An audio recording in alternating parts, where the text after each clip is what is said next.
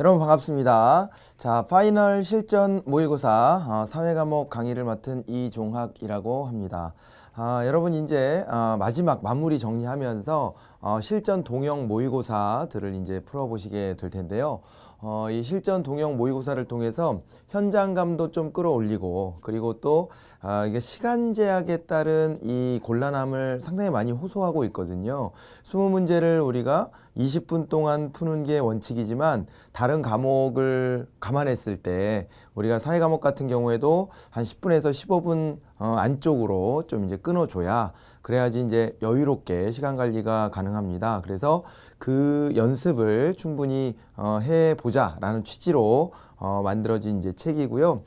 그리고 이제 그 실전하고 똑같이 20문제 짜면서, 그리고 실전에서 배치되는 문항 수를 고려해서 여러분들한테 요 이제 컨텐츠를 소개를 해 드리고자 합니다. 자, 그리고 거기에 걸맞는 충분한 해설을 통해서 여러분들의 약점을 제대로 좀 찝어내고, 그 약점을 좀 보완함으로써 실제 우리가 이제 시험장에 갔을 때 좋은 성과를 낼 수 있도록 도와드리고자 제가 오늘 이 자리에 서 있다, 이렇게 이해해 주시면 좋겠습니다. 자, 그리고 이제 보시면은 전체 이제 교재 안에서 기출 재구성 모의고사들도 있어요. 이제 그 부분은 여러분들이 이제 사전에 모의고사들은 여러 공부하시는 과정들 속에서 좀 많이 접해 보셨을 거예요. 그럼에도 불구하고 이 실전 형태처럼 그거를 재구성해서 이렇게 풀어보면 또 이제 낯설게 느껴지는 부분들이 있습니다. 예, 그걸 통해서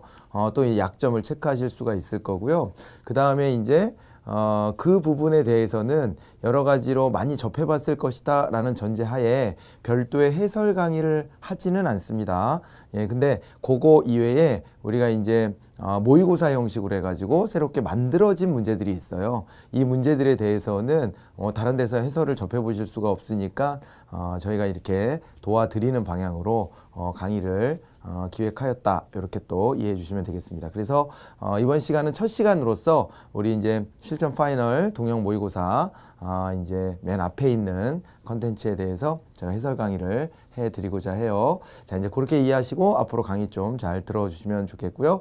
한 시간에 한 회차 정도를 끝내드릴 겁니다. 그래서 여기서 이제 기본적인 내용을 다 여러분들이 숙지하고 있다는 전제 하에서 거기에서 요게 이제 문제 풀을 때 약점 포인트가 어디다 라고 하는 것을 콕콕 집어드리는 형태로 해서 쭉 훑어 나갈 테니까요. 그렇게 아시고 문제 잘 풀어서 채점까지 하신 후 그 다음에 이 강의 들어주시기 바라겠습니다. 자, 그럼 이제 본격적으로 우리 이동해서 첫 번째 회차 거 문제 한번 풀어보도록 하겠습니다. 시작합니다.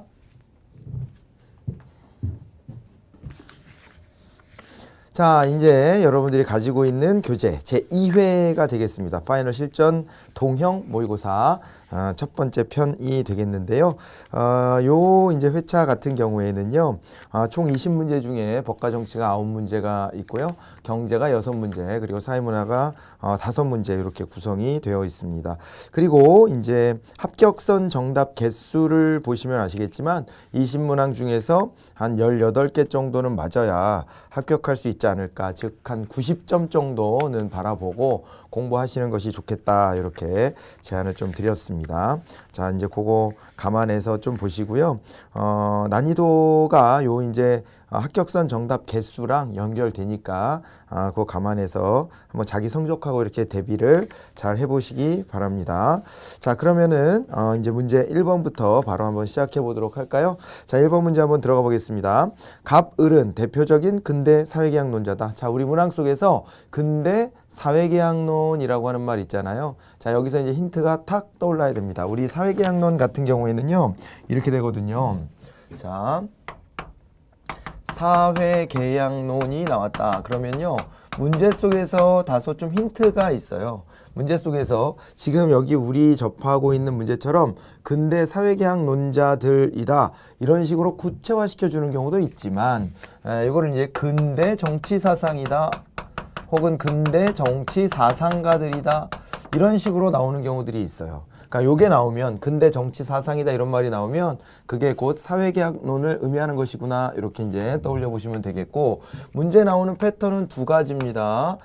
국가 형성 이론으로서 사회계약론을 다른 이론들하고 비교하는 문제가 출제될 가능성이 있고요.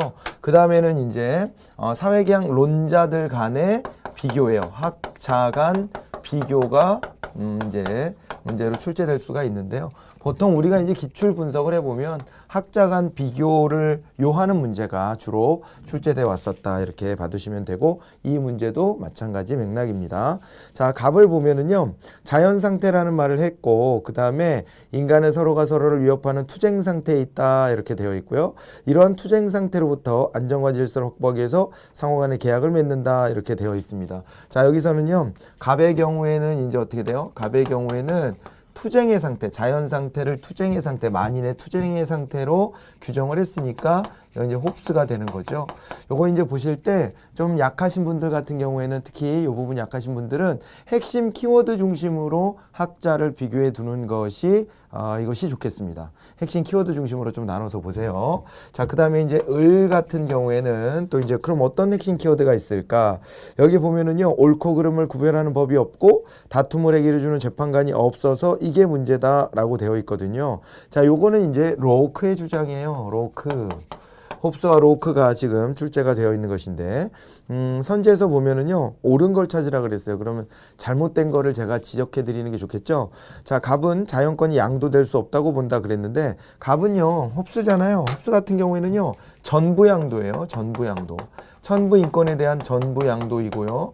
로크 같은 경우에는 이제 여긴 일부 양도죠. 일부 양도여서 신탁이라든가 위임이라는 표현이 또 사용되기도 하고 그렇습니다.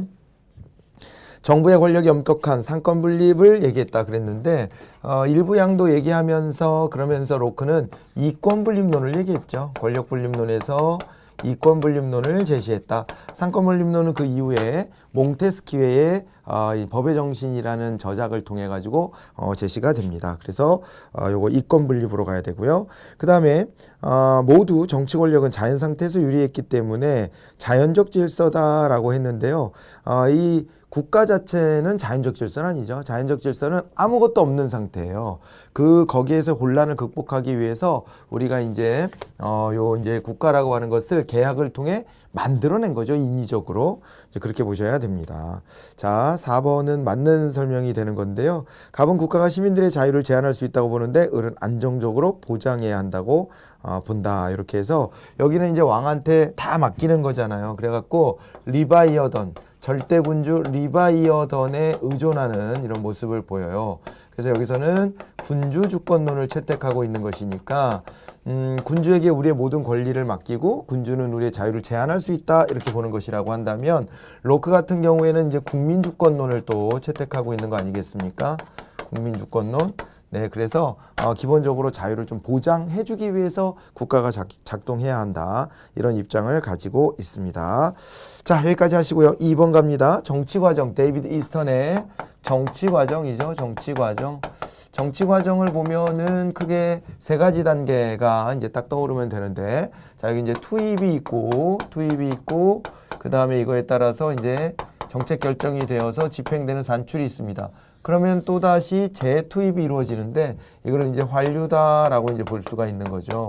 자, 이 과정에서 산출이다라고 하는 것은요. 산출이다라고 하는 것은 이것은 이제 우리 저 신민영 정치 문화에서도 산출은 있었고 그 다음에 참여형 정치 문화에서도 산출은 있는 겁니다. 있는 거고요. 그 다음에 있잖아요. 투입과 환류다 이렇게 했을 때는 투입과 환류다 그랬을 때는 이거는 이제 무조건 이거는 참여형 정치 문화랑 관련이 있는 거죠. 참여형 정치 문화. 맞죠? 자, 그래서 민주주의 사회에서나 투입이나 환류가 이루어지는 것이다. 요거만 머릿속에 잘 정리가 돼 있으시면 됩니다. 자, 그랬을 때 이제 옳은 걸 또 찾으라 그랬어요. 자, 1번은 잘못된 게요. 기억은 투입이니까 시민의 요구에 의한 의회 입법 과정이다. 이게 틀렸어요. 이거는 정책 결정 과정이기 때문에 요거는 이제 산출로 봐야 되겠고요. 정당에 대한 이익 표출과 집약이 이루어진다라고 하는 거는 정당은 또 이제 요거는 공식적 정책 결정자가 아니라 비공식적 정치 주체이기 때문에요. 요거는 이제 니은 단계하고는 관련이 없다. 이렇게 봐야 돼요. 오히려 투입과 환류 과정에서 그 역할을 행사한다. 이렇게 보셔야 되겠고요. 시민단체는 디귿의 과정에 적극 참여한다. 시민단체 또한 정당과 마찬가지로 여론을 형성하고 압박하는 투입 환류 과정에 주로 역할을 합니다. 예, 그래서 이제 환류가 주로 비공식적 정치 참여자, 정당이나 시민단체 이익 집단에 의해서 움직여진다는 거, 이거를 떠올려 보시면 돼요. 그래서 2번의 답은 4번으로 이렇게 정리하시면 되겠습니다. 자, 3번으로 갑니다. 공직선거 종류와 제도에 관한 내용이래요. 자, 거기서 옳지 않은 거를 찾아봐라 그랬습니다.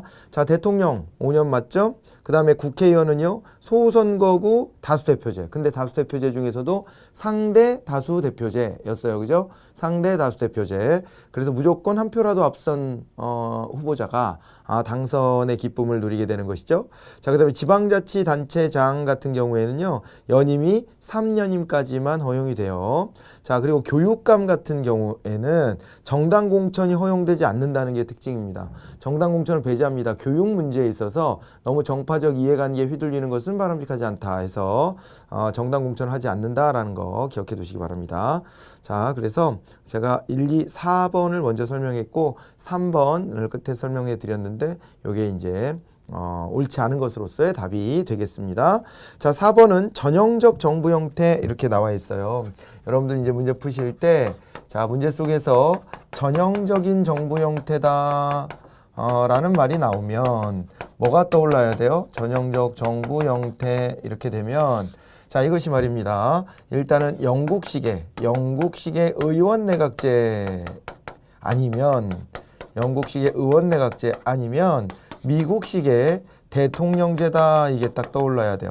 이따금씩 아주 이따금씩 이제 프랑스의 이원 집정부제를 언급하는 경우도 있어요. 그런데 이거는 아주 좀 특이한 케이스이고 대부분은 영국과 미국의 제도를 가지고 이야기를 해요.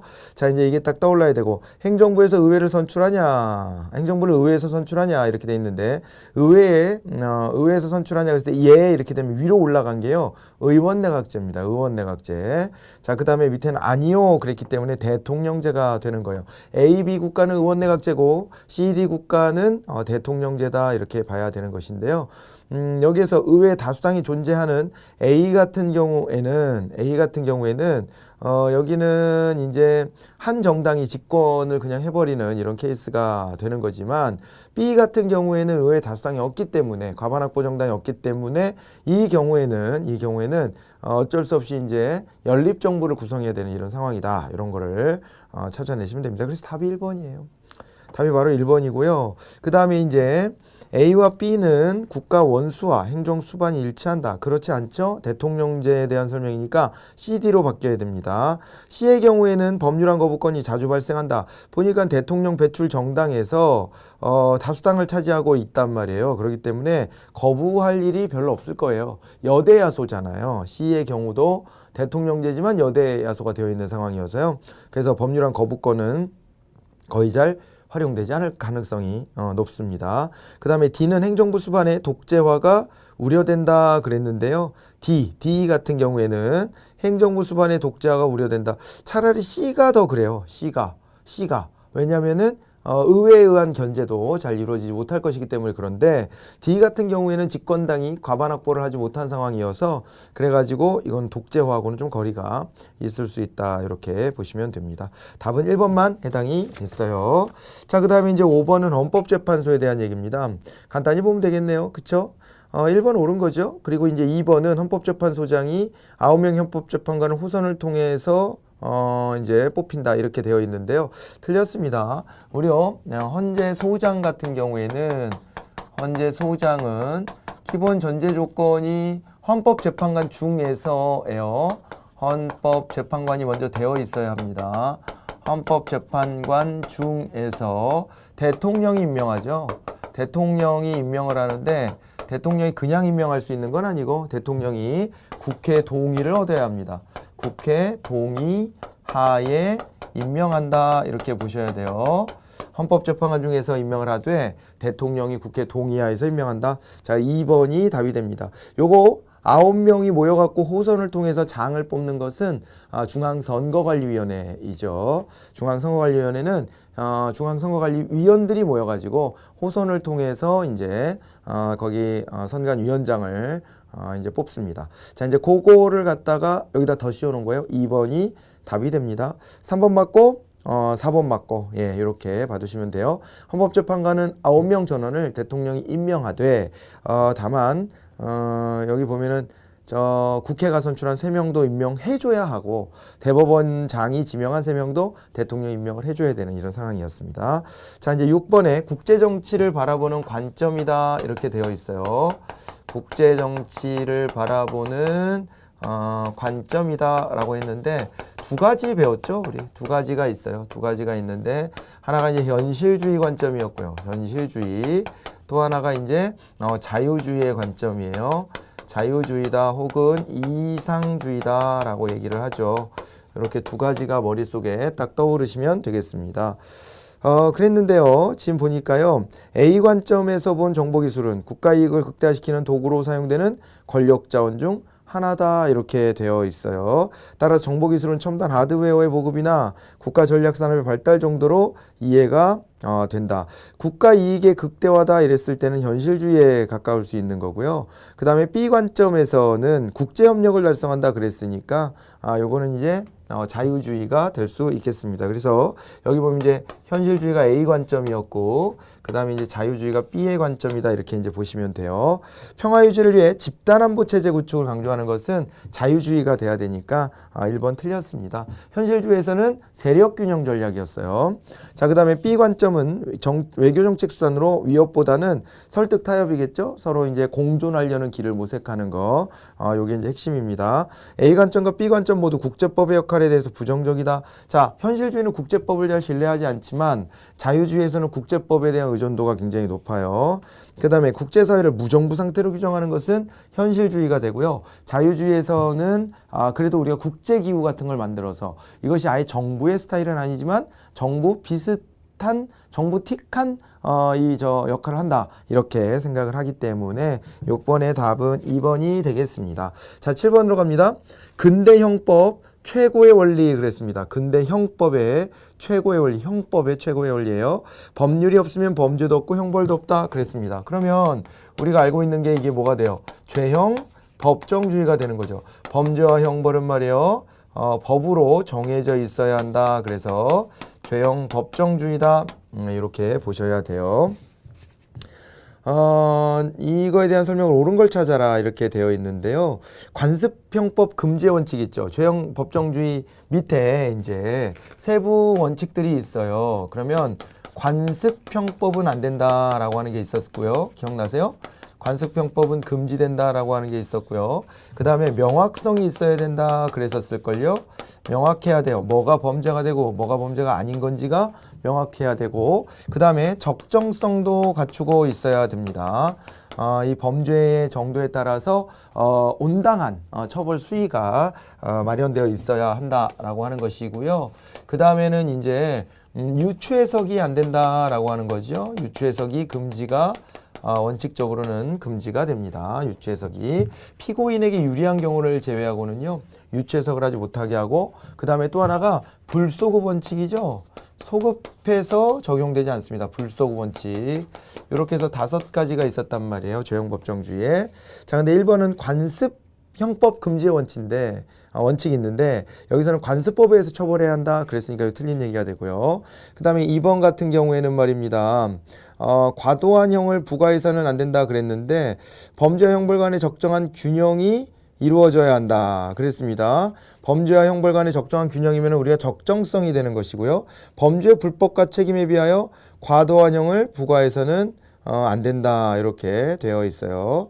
그죠? 불법과 책임에 비해서 과도한 형을 부과해서는 안 된다. 자, 그리고 형법 효력 불소급의 원칙에 따라 행위 시에 법이 적용되므로 새로운 법이 만들어지더라도 절대 소급 적용은 안 된다. 이렇게 되어 있고요. 그 다음에요. 예. 그 다음에 범죄와 형벌을 명확하게 규정해야 국민의 법 생활에 예측 가능성이 생기고 법관의 자의적인 법 적용을 배제할 수 있다. 이렇게 되어 있습니다. 그죠? 이건 명확성에 대한 설명이 되는 것인데요. 죄형 법정주의를 넓게 이렇게 봤는데요. 이 중에서도 이 문제가 이제 요구하는 것은요. 이 중에서도 세부 원칙 중에서도 어떤 성질의 것에 특히 주안점을 둬야 되냐. 이거라고 좀 볼 수가 있습니다. 그러니까 1번 자체는 관습형법 금지 원칙에 어긋나기 때문에 그 자체가 옳다라고 볼 수가 없는 거고요. 2번은 지금 적정성이 나와 있고 그 다음에 3번은 불소급의 원칙이 지금 나와 있단 말이에요. 예, 그런 것이고 4번은 명확성인데 이 중에서 답을 구해라 라고 한다면은 명확성으로 이렇게 딱 찝어주시는 것이 그것이 가장 가까운 답이 되겠습니다. 그러니까 명확하게 이게 죄가 되는지 이거가 그리고 죄가 된다면 형량은 어떻게 돼야 되는지 이런 것들이 다 규정되어 있어야 한다는 것을 특히 강조하는 것이기 때문에 세부 원칙 중에서도 우리가 이제 명확성으로 가시는 게 맞고요. 8번은요. 행정상 손해배상에 대한 얘기가 나와 있네요. 자, 행정상 손해배상입니다. 행정상 손해배상 제도예요. 행정상 손해배상이다 이렇게 했을 때는 말입니다. 이때는요. 행정상 손해배상은 두 가지의 케이스가 있어요. 하나는 공무원의 위법행위가 있습니다. 공무원의 위법행위 시에 손해배상 청구 대상이 되지요. 위법행위 시. 그 다음에 또 하나가요. 이제 국가 영조물 관리 책임이 있어요. 국가 영조물 관리 책임이 있다. 국가 영조물 책임이 있다. 이렇게 이제 보셔야 돼요. 행정상 손해배상의 대상입니다. 자, 그랬을 때 기업 갑이 폭설로 며칠간 고속도로에 고립됐다. 이렇게 된다면 영조물 관리 책임과 관련이 있으니까요.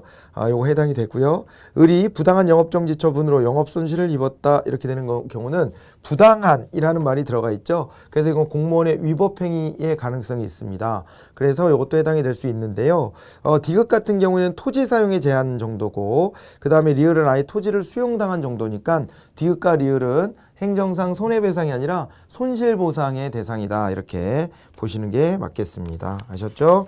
자, 그래서 답을 1번으로 이렇게 찾아가시면 되겠습니다. 자, 그 다음에 우리 넘어가서요. 이제 9번 문제로 한번 가보겠습니다. 다음 사례에 대한 법적 판단을 해보래요. 이게 보니까요. 상속에 대한 얘기가 나왔어요. 법정 상속에 대한 얘기가 나와 있는데 가계도를 한 번씩 그려보시는 것이 좀 편할 거예요.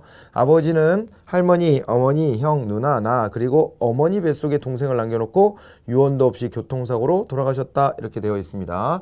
자, 아버지가 있습니다. 아버지가 사망한 거예요. 아버지가 사망했는데 할머니가 있대요. 위에. 아버지 위에 할머니가 있어요. 할머니가 있고 그 다음에 이제 어머니도 있네요. 결혼을 해서 어머니도 남겨놨고 그 다음에요. 형이 있대요. 요 밑에 이렇게. 자, 여기 이제 형이 있고 누나가 있대요. 형이 있고 누나가 있고 그 다음에 나가 있다. 나가 있다. 이렇게 되어 있어요. 자, 그리고 뱃속에 동생이 있네. 어허. 뱃속에 이제 태아로서의 태아 동생이 있어요. 태아로서의 동생이 있다. 이렇게 되어 있습니다. 여기에서 아버지가 돌아가실 때 그 재산은 11억 원이었다. 2달 후 예쁜 여동생이 뭐 차질 없이 태어났다. 이렇게 되어 있는 거거든요. 자, 그럼 아버지의 재산이 11억 원이었다 그랬는데요. 이 11억에 대해 가지고 누가 상속을 받느냐? 상속을 받는 사람은 형 받죠. 형 받고 누나 받고요. 나 받고요. 태아 받고요. 어머니도 받아야 돼요. 예, 근데 어머니만 50% 가산해서 받는 거니까 여기가 둘, 여기가 셋 이렇게 됩니다. 예, 그래서 11억 원을 가지고 어떻게 나눠야 돼요? 둘, 그리고 셋, 그러니까 11등분으로 나눠야 돼요. 11등분으로 나눠서 각 요 형제 자매들은 11분의 2씩 가져야 됩니다. 11분의 2씩. 어머니만 11등분한 것에 3을 가져가면 되죠. 그래서 각각 요대로 2억, 2억, 2억, 2억, 어머니만 3억 이렇게 나와 있는 상황이거든요. 됐죠? 그래서 어머니 상속분은 자녀보다 50%가 많은 거고요. 그 다음에 할머니는 1순위자인 직계 비속이 있기 때문에 직계 존속으로서 이제 상속 순위에 포함되지 않습니다. 지금 여기서는 상속 순위에 밀렸습니다. 그래서 상속을 받을 수가 없고요. 동생은 아버지 사망 후 태어나 상속 대상이 아니다라는 거 틀렸죠? 태아는 원래 권리 능력이 없지만 상속과 불법 행위로 인한 손해배상 청구 시 이 두 가지 경우에 있어서는 예외적으로 이미 출생한 것으로 본다. 이미 출생한 것으로 간주한다. 이렇게 하는 것이기 때문에 3번이 이제 틀린 얘기가 됩니다. 자, 4번도 맞는 얘기고요. 이제 10번의 경제 문제로 바로 들어가 보도록 하죠. 자, 10번 문제 가보면요. 민간경제순환이에요. 민간경제순환. 그래서 거기서 보면은 A가 이제 뭐가 되냐면 민간경제순환에서 A는 기업이네요. 기업이 될 것이고, 그 다음에 또 이제 가시장은 뭐예요? 가시장이다 그랬을 때는 거기 보니까 가게가 실물을 받아들이고 있는 시장이잖아요. 기업이 실물을 만들어서 제공하고 있는 시장, 이렇게 되어 있으니까 가시장은 생산물 시장이 됩니다. 가시장은 생산물 시장이 되고요. 그 다음에 나시장이다 이렇게 했을 때는요. 나시장 같은 경우에는 여기는 생산 요소 시장이 자연스럽게 되는 거예요. 가게가 이제 실물을 제공하죠. 그래서 생산 요소를 제공하고 있는 것으로 파악하시면 돼요. 나는 생산 요소 시장이 되고, 그러면 이제 화폐 흐름에서 기역은 뭐냐? 기역은 지금 기업의 수입이 되는 거예요. 기업이 돈을 벌어가는 거예요. 생산물 시장에서 기업의 수입이 되고, 니은 같은 경우는 뭐가 됩니까? 니은 같은 경우는 가게가 돈을 벌어가는 거니까 가게의 소득이 되는 거죠. 자, 이렇게 다 찾았습니다. 그래가지고 여기 옳은 것을 찾아라 했을 때요. 1번은 틀렸죠. 1번 틀렸고, 그 다음에 2번 A와 달리 가시장에선 형평성보다 효율성을 중시한다 그랬는데 A와 달리 가시장에서 형평성보다 효율성을 중시한다. 뭐 A와 달리라는 말이 왜 들어가 있는지 그런 얘기를 좀 그죠? 이게 찾기가 좀 애매해요. 그래서 2번도 건너가시고, 주주들이 배당금을 받는 것은요, 생산 요소 시장에다가 자본을 제공하고 배당금을 받는 것이니까 소득을 거두는 케이스에 해당되는 게 맞습니다. 그래서 3번을 답으로 찾아가시면 돼요. 자, 기역에서 니은을 뺀 값이 양인 경우 미래 소비를 위해 저축된 것이다 그랬는데요. 우리 참고로 저축이다라고 하면 저축은 뭐냐면요. 소득에서 소비를 뺀 것이에요. 이렇게 보셔야 됩니다. 소득에서 소비를 뺀 것이니까 지금 소비는 기역 니은 표시랑 별도로 가게가 가시장에다가 지출하고 있는 게 소비예요. 그것이기 때문에 이제 소비 지출은 지금 기역 니은 이렇게 부호로 체크가 안 돼 있다 이렇게 보셔야 돼요. 답은 3번이었습니다. 네, 이렇게 보시고 11번으로 갈까요? 과세제도에 대한 설명이 나와 있습니다. 11번은 여기다 해볼까요? 과세제도예요. 과세제도가 나와 있는데 지금 A국 같은 경우에는요. 요게 지금 이제 소득에 대해서, 이거 소득세입니다. 그러니까 결국에 소득세가 나와 있는 것인데, 이 소득세와 관련해서 A국 같은 경우에는 지금 비례세율을 적용하죠. 비례세로 이제 징수를 하고 있고, B국 같은 경우에는 단계별 층이 되는 걸 봤을 때 세율이 좀 급감마다 다릅니다. 그래서 B국은 누진세율이 적용되고 있다. 이렇게 보시면 되는 거죠. 누진세가 적용되고 있다. 자, 그래가지고 거기 보시면요. A국은 모든 사람에게 동일한 세액은 아닙니다. 누진세는 세율이 지금 동일한 것이기 때문에 소득이 많을수록 거기에 비례해서 세액도 증가하게 되어 있고요. 형평성의 측면에서 B국의 과세제도가 더 바람직합니다. 더 낼 능력 있는 사람이 능력 원칙에 입각해서 더 많이 내주고, 낼 능력이 부족한 사람은 좀 더 적게 내는 이런 형태가 되는 거겠죠. 그래서 조세정의에 부합하는 것은 당연히 B국이 되는 거예요. 그래서 2번이 답이 되고요. 3번 소득이 2만 달러인 사람은 B국보다 A국의 과세제도를 선호할 것이다. 2만 달러 따져보면요. A국일 땐 10%의 세금을 내니까 그러면 이제 2,000달러를 세금으로 내야 된다. 이런 얘기가 되는 거고요. B국으로 가면은 A국에서는 2,000달러였고 B국의 경우로 가면 B국에서는 지금 이제 1만 달러까지는 없어요. 세금이 없고 그 다음에 1만 달러에서 2만 달러까지가 있잖아요. 지금 이 사람 소득이 그 경우에는 10% 세율만 딱 적용을 합니다. 그러면은요 절반은 세금을 10%를 내지만 자기가 번 거의 절반은 세금이 아예 없기 때문에 요 사람 입장에서는 B국과 같은 방식이 세금을 적게 내는 이러한 방안이 될 겁니다. 그래서 3번 틀렸잖아요. 그죠? 자, 그 다음에 A국에서 세율을 인상하면은 소득의 계층 간 격차가 줄어들어서 조세 부담의 역진성이 감소된다 이렇게 했는데요.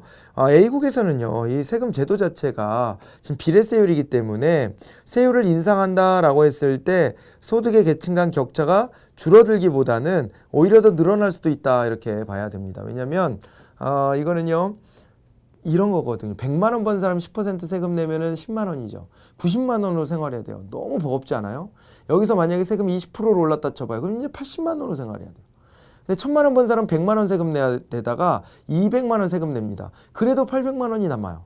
그러니까 더 부담이 되는 건 오히려 세금 내는 액수는 고소득층에서 더 많이 늘어나게 되겠지만 세율을 인상하면 더 늘기는 하겠지만은 타격을 더 많이 입는 것은 저소득층일 수 있어요. 액수의 많고 적음의 문제가 아니라 그 남는 액수 자체의 크기에서 보면은요, 그 가난한 사람들은 일단은 세금 내는 액수 자체는 적잖아요. 그렇지만은 남는 돈 자체가 워낙 작기 때문에 그렇기 때문에 타격을 조금만 더 세금 10,000원, 20,000원 올라가도 타격이 더 크게 느껴지는 거예요. 부자들보다. 부자들은 실제로 세금을 인상했을 때 내게 되는 세금의 양은 더 커요. 크지만 그래도 남는 게 많기 때문에 그렇게까지 생활고에 시달릴 일은 아니라는 거죠. 그런 거를 느낌으로 좀 가져가셔야 되겠습니다. 자, 이제 12번으로 갑니다. 경쟁 형태에 따른 시장의 유형이래요. 자, 우리 12번 여기다 하죠. 자, 경쟁 형태에 따른 시장의 유형, 시장의 구분이 있습니다. 우리 보면 이제 경쟁 시장이 있고 그 다음에 이제 비경쟁 시장이 있었어요. 경쟁 시장과 비경쟁 시장이 있습니다. 경쟁 시장이다 그랬을 때에는 여기는 이제 완전 경쟁 시장이 있었고요. 완전 경쟁 시장이 있었고 그 다음에는 독점적 경쟁 시장이 또 있습니다. 독점적 경쟁 시장이 있다. 이렇게 되고요. 그리고 이제 비경쟁 시장으로 가보면 여기에는 이제 과점 시장과 그 다음에 독점 시장이 있다. 이렇게 보셔야 되거든요. 과점 시장과 독점 시장이 있다. 네, 이렇게 이제 우리가 알고 있는 바와 같습니다. 그랬을 때 A 같은 경우는 A는 지금 뭐가 돼요? A는요. 시장의 진입 장벽이 매우 낮고요. 그 다음에 그런데 상품은 이질적이에요. 이거 보실 줄 알겠어요? 입체적으로 좀 보셔야 돼요. 그래서 진입 장벽은 낮고 그 다음에 상품의 질은 이질적이다 이렇게 되어 있고요. 공급자의 수가 많대요. 그래서 요거는 A 시장은 독점적 경쟁 시장이구나 이거를 찾아내실 수 있어야 해요. 그 다음에 B 같은 경우는 진입 장벽이 낮고 그 다음에 상품은 동질적이고 공급자의 수가 많다 이렇게 되어 있으니까 얘는 완전 경쟁 시장 모델이구나 이렇게 보셔야 되겠고 C 같은 경우는 지금 이제 공급자의 수가 적고요. 상품은 이질, 동질 중간에 있어요. 상품의 질적 차이는 공급자의 수는 적고 그리고 진입 장벽은 높아요. 이랬다면 이거는 과점이에요. 과점. 자, 이렇게 해서 A, B, C가 각각 나누어집니다. 그러면 A는 독점적 경쟁 시장은 과점에 비해서 담합의 발생 가능성이 높다. 그럴 리가요? 이거는 공급자의 수가 적은 C가 담합의 가능성이 높죠. 자, 이제 그렇고 그 다음에 B는 치열한 가격 경쟁이 나타난다 그랬는데 여기는요 가격도 딱 시장의 균형 가격에서만 거래가 되기 때문에 가격 경쟁이 끝났어요. 이미 끝났어요. 가격 경쟁을 막 하다가 결론에 도달한 거예요. 그래서 균형 가격 이외에는 거래되지 않는다 이렇게 된 상황이기 때문에 치열한 가격 경쟁이 나타난다. 이 부분은 틀린 것으로 보셔야 되겠습니다. 그 다음에 A는 미용실 되죠? 미용실. C는 이동통신 요거 되네. 3번이 딱 답이 되는 거예요.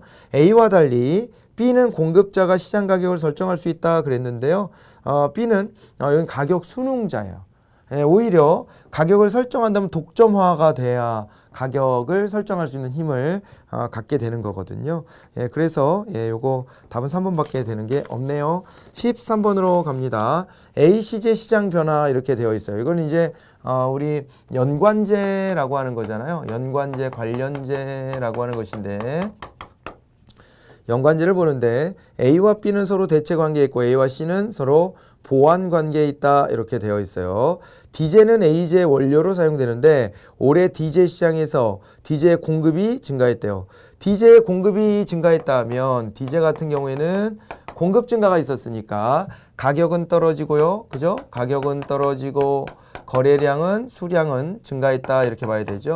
요거는 그래프로 한번 여러분들이 한번 그려보세요. 공급 곡선이 오른쪽으로 가는 거예요. 그러면 가격이 떨어지게 되어 있습니다. 그럼 이걸 원료로 쓰는 AJ 같은 경우에는 AJ 같은 경우에도 원료의 가격이 하락했기 때문에 공급이 증가하는 거예요. 공급이 증가하면 똑같지 않겠습니까? AJ 가격이 떨어지면서 수량이 늘어나게 됐다 이렇게 봐야 됩니다. 그러면은요 대체 관계에 있는 B제는요 수요가 감소해야 돼요. A제를 많이 사게 되니까 사람들이 B제를 덜 사게 되죠. 그럼 수요가 왼쪽으로 가야 됩니다. 이번에는 수요가 왼쪽으로 가야 돼서 여기서는 이제 가격이 또 떨어지겠죠. 가격이 떨어지면서 그러면서 어떻게 돼요? 수요가 감소하니까 가격이 떨어지면서 그러면서 이제 거래량, 수량도 같이 줄어들게 되는 이런 상황이고요. 그 다음에 이제 C제는 A제 보완제라 그랬는데 A제를 많이 사게 되니까 C제도 같이 덩달아 많이 사게 됩니다. 그러면 수요가 증가하게 되는 거죠. 수요가 증가하게 되는 것이고 수요가 증가하면 어떻게 돼요? 가격이 상승합니다. 가격이 상승하고 거래량도 증가하게 된다. 이렇게 찾아내시면 되겠구만요. 그죠?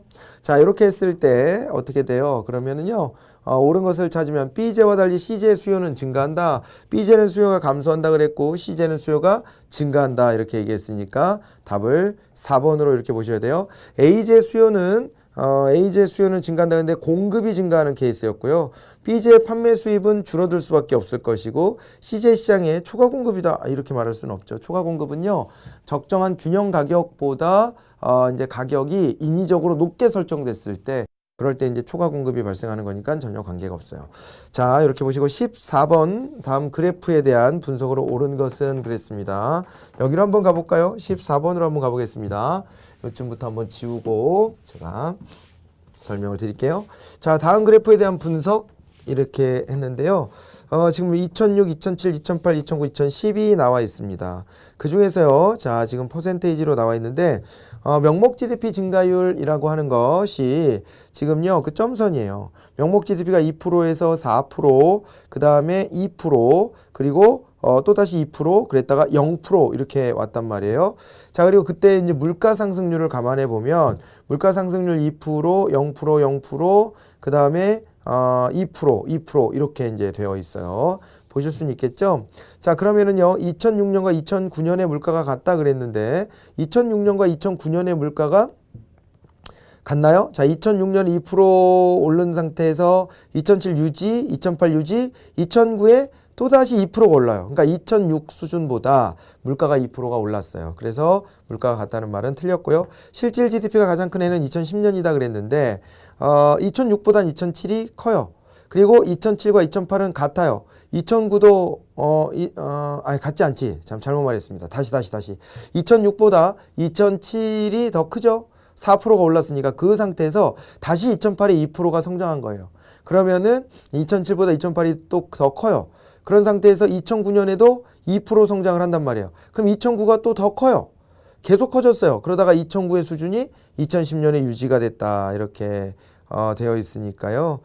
그러니까 명목 GDP로만 놓고 보면 2009년, 10년이 가장 크다 이렇게 이제 봐야 되는 거예요. 그런데 여기 지금 우리 2번 선지에서는 실질 GDP를 물어봤단 말이에요. 실질 GDP를 물어봤다면은 이거는 이제 어떻게 봐야 되냐면 명목 GDP 증가율에서 물가 상승률을 좀 빼보세요. 예, 그러면 실질 GDP가 나올 수 있습니다. 여기서 이제 실질 GDP 수준을 한번 구해볼까요? 실질 GDP 수준을 구해본다면 2006년에는 말입니다. 2006년에는 자, 명목 GDP 증가율이 지금 2%였어요. 2%였고 그 다음에 물가 상승률이 또 2%였기 때문에 마이너스 2 이렇게 되면 0% 정도로 추정해 볼 수 있어요. 예, 그렇게 추정하시고 2007년 대략적인 어떤 정도만 우리는 보면 되니까요. 이때는 경제 성장률이 지금 보면 명목 GDP만으로 봤을 때는 4%가 증가했고, 그다음에 물가 상승률은 지금 0%가 됐단 말이에요. 그러면 4% 증가를 했다 이렇게 봐야 됩니다. 그 다음에 2008년으로 와보면 2008년에는 지금 보니까 경제가 실질 GDP, 명목 GDP가 2%가 증가했고, 이때 물가 상승이 또 0%니까 또 2%의 실질 GDP 증가가 있었다 이렇게 추정해 볼 수 있고, 2009년으로 가보니까 2009년에는요 또 명목 GDP 증가율이 2%예요. 2%인데 여기서 물가 상승률도 2%가 나와요. 그럼 여기가 이제 0%쯤 되지 않을까 이렇게 보여지고, 2010년이 되면 어떻게 돼요? 2010년이 되면 GDP는 지금 명목 GDP는 0% 증가고 물가만 2% 증가합니다. 그러면 마이너스 2% 이렇게 되는 거거든요. 자, 실질 GDP가요 2005랑 2006이 같아요. 그다음 2007에 4%가 늘어났고, 이거보다 또 2008에 또 늘어요. 그게 유지되다가 떨어지니까 2008, 2009가 제일 크다 이렇게 봐야 되지 2010이 제일 크다라고 볼 수가 없네요. 그렇죠? 이렇게 우리가 추산해낼 수가 있습니다. 자, 그 다음에 2008년은 2007에 비해 실질 GDP가 증가했다.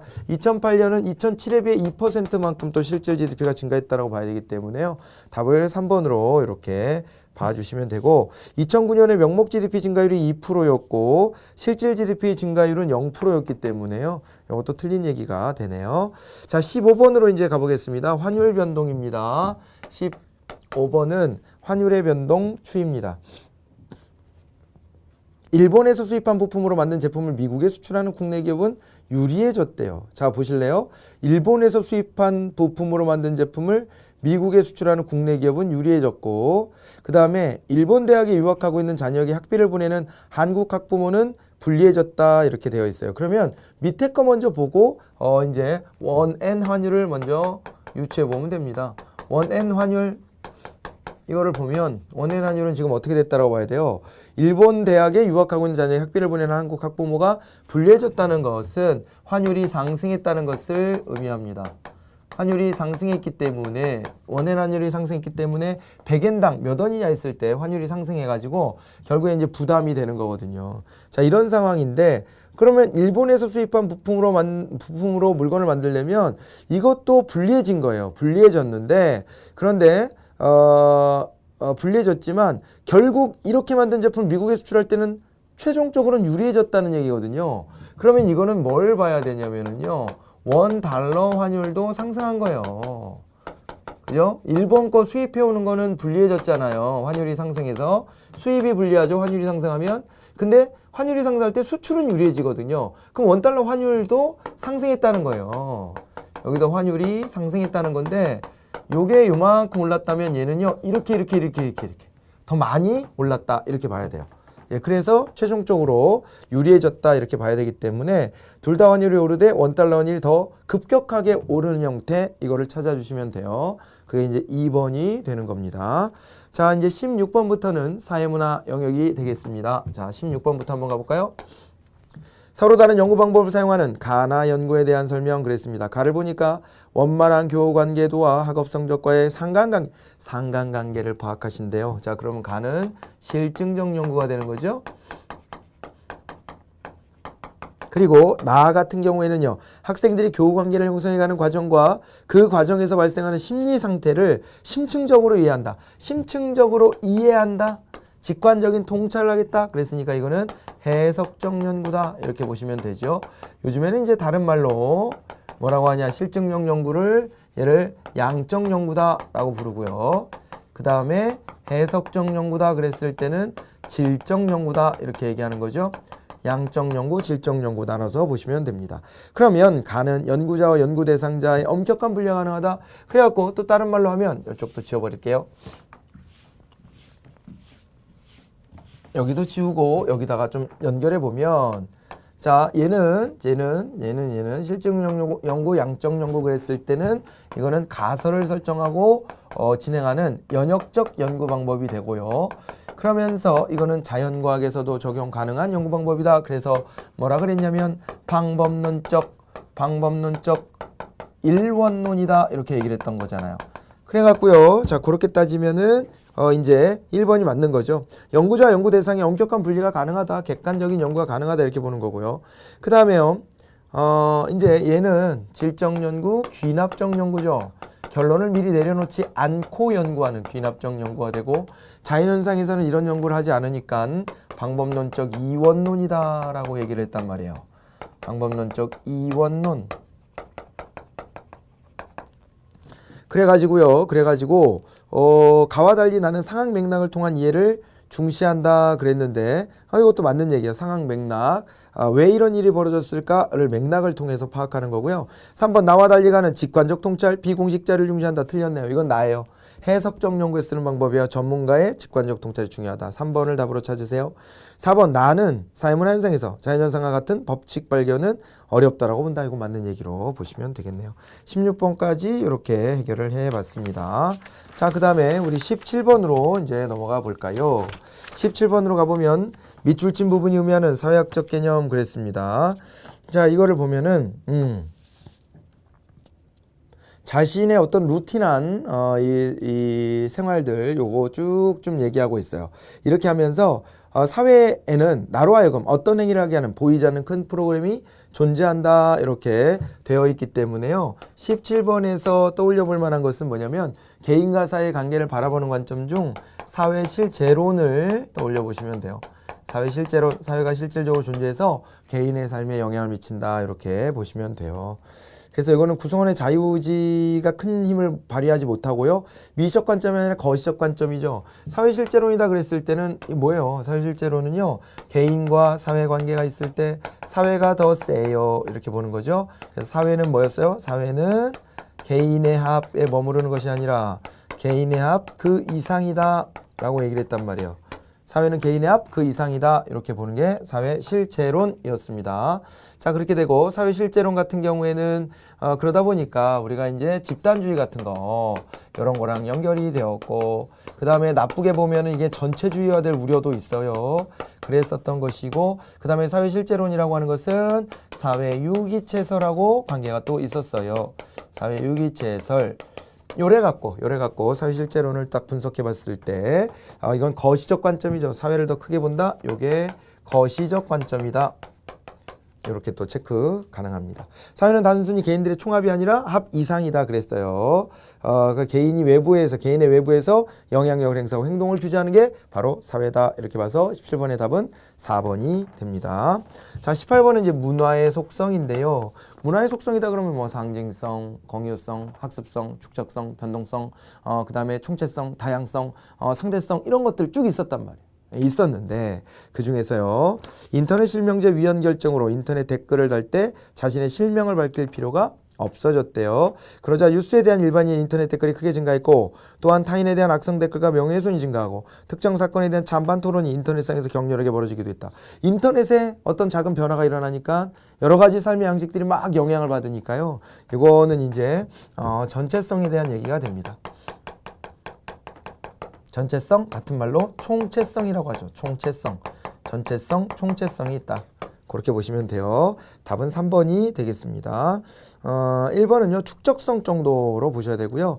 2번 같은 경우는 학습성이었고 4번 같은 경우에는 이건 공유성이에요. 공유성. 예, 그래서 3번만 답이 되는 거고요. 19번 사회보장제도 A, B에 대한 설명 가나에 대한 설명이 나와 있습니다. 예, 가나네요.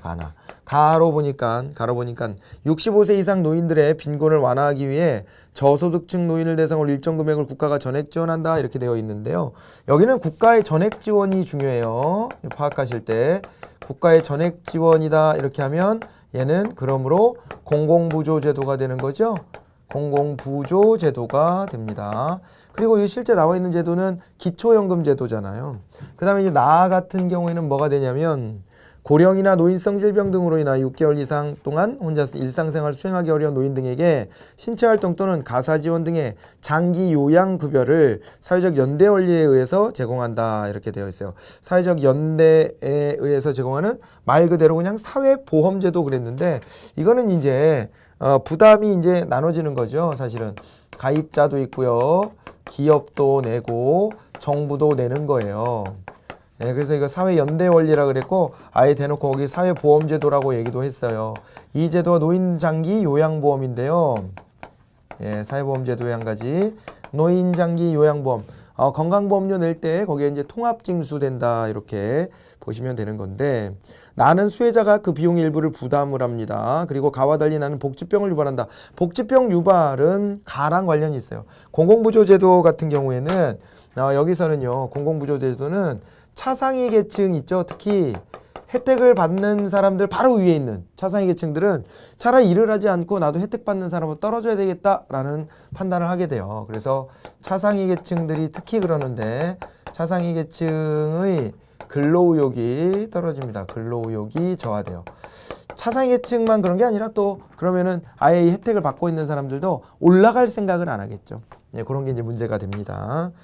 복지병이라 그래요 이거를. 그 다음에 가나 모두 소득재무 효과는 있는데 가가 더 크죠 나보다는. 가나는 노인복지를 증진시키는 데 기여를 할 수 있겠네요. 20번으로 갑니다. 근대화를 바라보는 이론 중 하나 입각하여 자료를 수집했대요.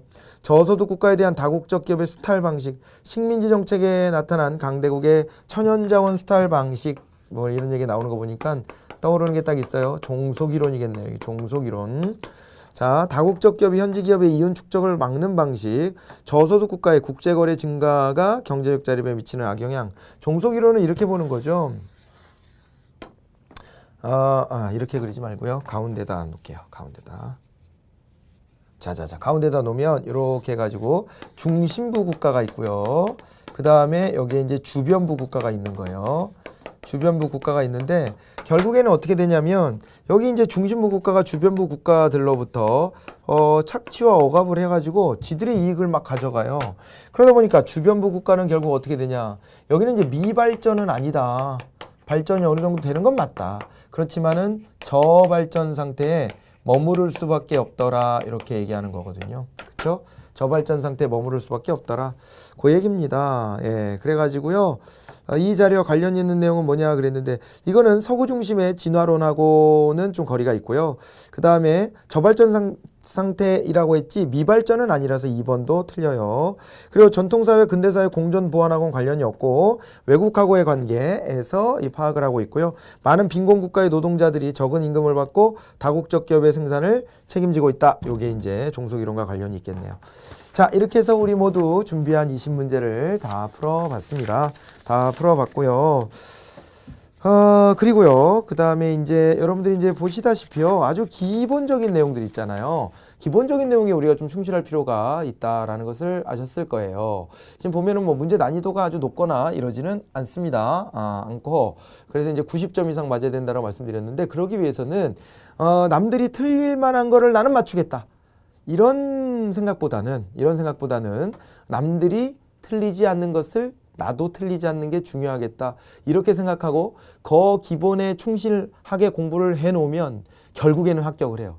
그게 더 중요한 겁니다. 여러분들이 이제 그걸 생각하고 기본기에 적합한 공부를 하시기를 당부를 드립니다. 자, 이것으로써 첫 번째 이제 해설 강의를 마무리하고요. 우리 교재로 봤을 때는 이제 4회죠, 4회. 4회로 되어 있는 두 번째 이제 우리 실전 동형 모의고사를 한번 풀어보도록 하겠습니다. 자, 그것도 문제 잘 풀어보시고 고민 많이 하시고 그리고 해설 강의로 찾아오시기 바랍니다. 수고 많으셨습니다. 안녕히 계십시오.